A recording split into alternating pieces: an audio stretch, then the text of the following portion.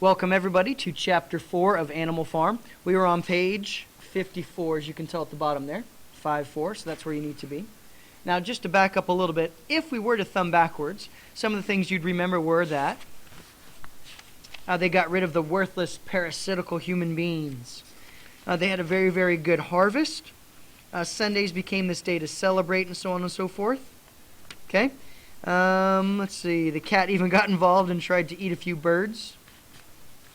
We've got Napoleon and Snowball, which are kind of starting to butt heads, and Napoleon himself takes over education of the puppies for some reason that we find out a little bit later on. Excuse me. When the animals started to ask questions, remember a squealer that swooped in and said things like, "Careful, you don't want Jones to come back." We pigs are the brain workers using all of his propaganda. So that takes us to Chapter IV, Chapter 5, and that's found on page 54. Okay? Well, here we go. Remember, the idea is for you to follow along in your book, not necessarily up on the screen. It might be difficult to see. I'll tell some jokes, tie some things in, but overall, make sure that you're keeping track in your book. Okay? So here we go. By the late summer, the news of what had happened on Animal Farm had spread across half the county. Every day, Snowball and Napoleon sent out flights of pigeons. Now, you've noticed I've underlined that. They sent out flights of pigeons. Flights of pigeons whose instructions were to mingle with the animals on neighboring farms, tell them the story of the rebellion, and teach them the tune of Beasts of England. That's interesting that Animal Farm actually wants us to spread to other animals. Now, you could compare that a lot to what was going on in the Soviet Union. Soviet Union was one of the first communist countries. And the idea was, Mark's idea wasn't just, happiness and fairness for just Soviet workers, but really his idea was for all. And so the idea was to spread communism. And that's kind of what's going on here. Is you have Animal Farm that is trying very, very hard through the pigeons to spread communism. Spread animalism. And in real life, we know that's about the Soviet Union spreading communism. All right. Most of the time, Mr. Jones had spent sitting in the tap room of the Red Lion at Willingdon, complaining to anyone who would listen of the monstrous injustice he had suffered in being turned out of his property by a pack of good-for-nothing animals. The other farmers sympathized in principle, but they did not at first give him much help. At heart, each of them was secretly wondering whether he could not somehow turn Jones's misfortune to his own advantage. Oh, how sad. They want to take advantage of each other. It was lucky that the owners of the two farms which adjoined Animal Farm were on permanently bad terms. So this is what we'll say that this marker right here represents Animal Farm.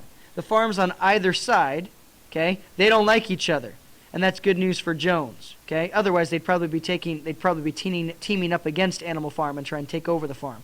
But something different is going to happen, okay? Back to the farms. Find where it says one of them, just at the bottom, okay?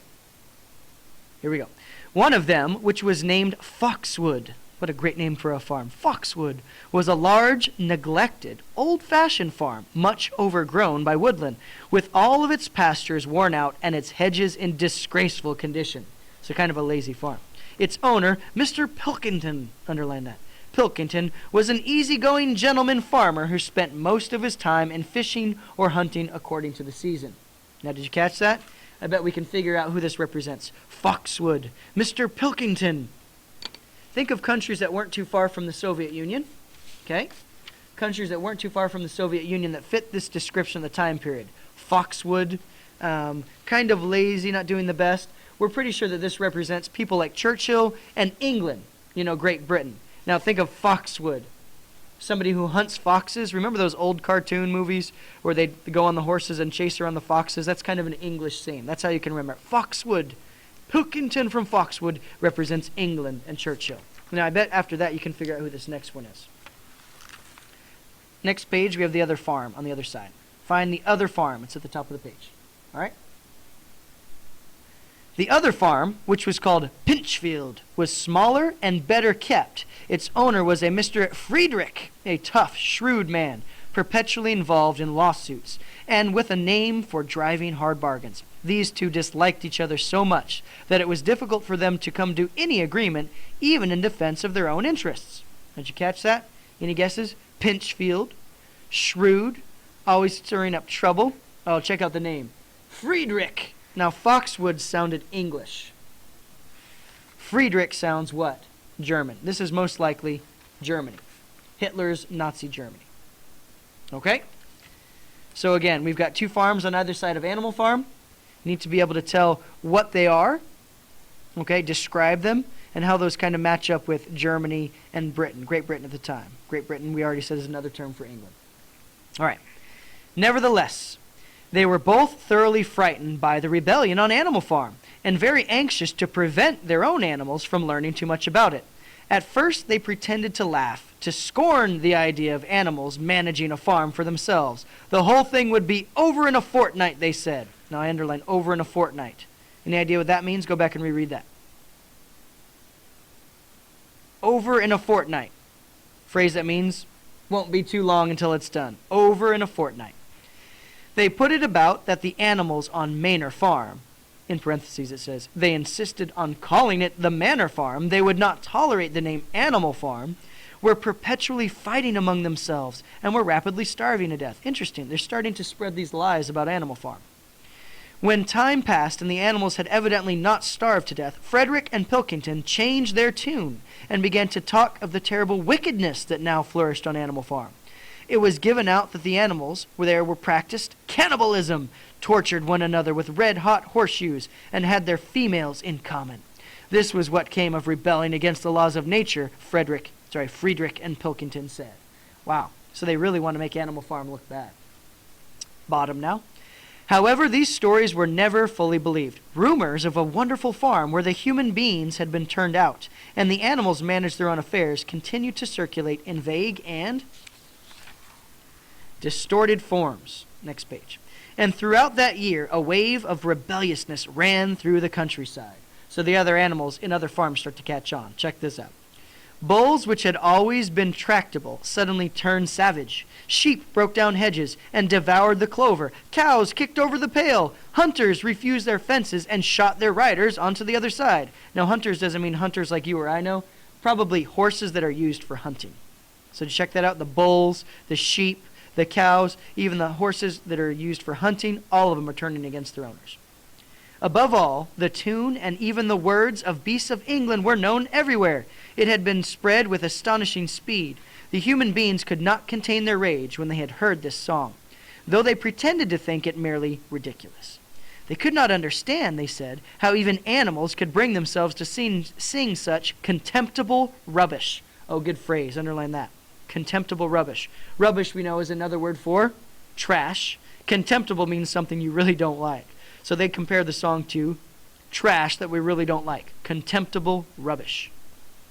Any animal caught singing it was given a flogging on the spot. That means they beat him really, really badly. And yet the song was irrepressible. The blackbirds whistled it in the hedges. The pigeons cooed it in the elms. It got into the din of the smithies and the tune of the church bells. And when the human beings listened to it, they secretly trembled, hearing in it a prophecy of their own future doom. Okay. Early in October, when the corn was cut and stacked, and some of it was already threshed, a flight of pigeons came whirling through the air and alighted into the yard of Animal Farm in the wildest excitement. Jones and all his men, with half a dozen others from Foxwood and Pinchfield, had entered the 5-barred gate and were coming up the cart track that led to the farm. They were all carrying sticks, except Jones, who was marching ahead with a gun in his hands. Obviously, they were going to attempt the recapture of the farm. Sorry, I messed that up. Okay, last line on page 56. This had long been expected, and all preparations had been made. Snowball, who had studied an old book of Julius Caesar's campaigns, which he had found in the farm, was in charge of defensive operations. He gave his orders quickly, and in a couple minutes, every animal was at his post. Okay, so if you go back and look at that, I have Julius Caesar marked. Julius Caesar would have been a famous general / strategist who would have written books, and so it's a good thing Snowball knows how to read. He studied how to fight battles, and here is his plan. Prepare yourself. As the human beings approached the farm buildings, Snowball launched his first attack. All the pigeons, to the number of 35, flew to and fro over the men's heads and muted upon them from midair. And while the men were dealing with this, the geese, who had been hiding behind the hedge, rushed out and pecked viciously at the calves of their legs. Now, you might not think geese are terrifying. Mr. Chandler is terrified of them. He has been attacked by geese on more than one occasion, and I hate them. Next part. However, this was only a light skirmishing maneuver, intended to create a little disorder, and the men easily drove the geese off with their sticks. Snowball now launched his second line of attack. Muriel, Benjamin, and all the sheep, with Snowball at the head of them, rushed forward and prodded and butted the men from every side, while Benjamin turned around and lashed at them with his small hoofs. But once again the men, with their sticks and their hobnailed boots, were too strong for them, and suddenly at a squeal from Snowball, which was the signal for retreat, all the animals turned and fled through the gateway into the yard. And I think that's interesting. We talk to you often about using transitions, and here, as we're going through the battle, the author does a good job with transitions. First part of the attack. Second. Finally, so be sure and use those in your own writing as well. All right, so remember, the men have driven the animals back, but it sounds like that's part of the plan. The men gave a shout of triumph. They saw, as they imagined, their enemies in flight, and they rushed after them in disorder. This was just what Snowball had intended. As soon as they were well inside the yard, the 3 horses, the 3 cows, and the rest of the pigs who had been lying in ambush in the cowshed suddenly emerged in their rear, cutting them off. Snowball now gave the signal for turn the page, for the charge. He himself dashed straight for Jones. Jones saw him coming, raised his gun, and fired. The pellets scored bloody streaks along Snowball's back, and a sheep dropped dead. Oh, how sad. Without halting for an instant, Snowball flung his 15 stone against Jones's legs. Now, for that to make sense, you'll probably need to figure out what 15 stone means. Any guesses? It says Snowball flung his 15 stone against Jones's legs. See if you can figure that out before our next discussion. Jones was hurled into a pile of dung, and his gun flew out of his hands. That's funny. Oh, crap. He ended up in the dung. With the most terrifying spectacle of all... I'm messing up. But the most terrifying spectacle of all was Boxer, rearing up on his hind legs and striking out with his great iron-shod hoofs like a stallion. His very first blow took a stable lad from Foxwood on the skull and stretched him lifeless in the mud. Underline that, lifeless. He's without life, laying in the mud. At that sight, several men dropped their sticks and tried to run. Panic overtook them, and the next moment all the animals together were chasing them around and round in the yard. They were gored, kicked, bitten, trampled on. There was not an animal on the farm that did not take vengeance on them after his own fashion. Even the cat suddenly leapt off a roof onto a cowman's shoulders and sank her claws in his neck, at which he yelled horribly. At a moment when the opening was clear, the men were glad enough to rush out of the yard and make a bolt for the main road. And so within 5 minutes of their invasion, they were in ignominious retreat by the same way as they had come, with a flock of geese hissing after them and pecking at their calves all the way.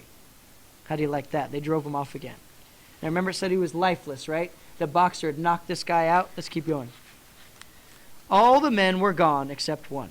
Back in the yard, Boxer was pawing with his hoof at the stable lad who lay face down in the mud, trying to turn him over. The boy did not stir. "He is dead," said Boxer sorrowfully. "I had no intention of doing that. I forgot that I was wearing iron shoes." Top of the next page.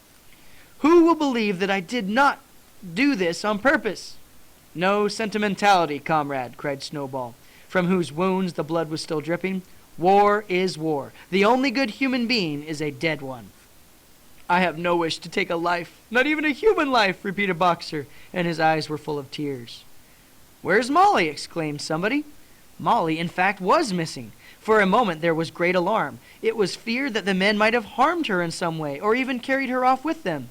In the end, however, she was found hiding in her stall, with her head buried among the hay in the manger. She had taken to flight. Oh, interesting phrase there. She had taken to flight as soon as the gun went off. Any guesses what taken to flight means? That's right, it means she ran off. And when the others came back from looking for her, it was to find that the stable lad, who was in fact only stunned, had already recovered and made off. So it said he was lifeless, but he was only stunned. He's okay, folks. Don't worry about it. The animals had now reassembled in the wildest excitement, each recounting his own exploits in the battle at the top of his voice. So they're like, "Yeah, I took out this guy, and I did this." You've got it. An impromptu celebration of the victory was held immediately.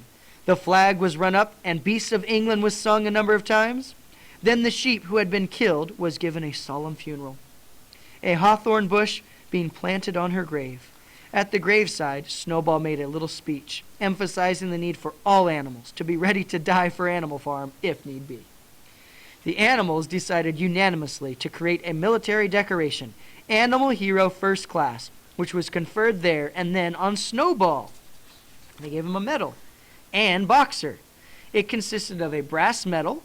They were really some old horse brasses which had been found in the harness room, to be worn on Sundays and holidays. There was also Animal Hero Second Class, which was conferred posthumously on the sheep. Now, posthumously means what? When you give something to somebody when they die. So let's say that, I met a teacher who was studying at college, and the teacher got really, really sick and died before they're actually able to finish the program. So they awarded that teacher, that student in that case, a degree posthumously. So they gave it to him after they died. So they give the dead sheep an award. There was much discussion as to what the battle should be called. In the end, it was named Battle of the Cowshed, since that was where the ambush had been sprung. Mr. Jones' gun had been found lying in the mud, and it was known that there was a supply of cartridges in the farmhouse. It was decided to set the gun up at the foot of the flagstaff, like a piece of artillery, and fire it twice a year, once on October the 12th, the anniversary of the Battle of Cowshed, and once on Midsummer Day, the anniversary of the rebellion. Now, your job, folks, is also to read chapter 5 on your own. What you're going to look for, amongst other things, is what happens to Molly. You need to remember that Molly represents the bourgeoisie. You have several questions about chapter 4 and chapter 5, and those are all due. But overall, enjoy chapter 5 of Animal Farm.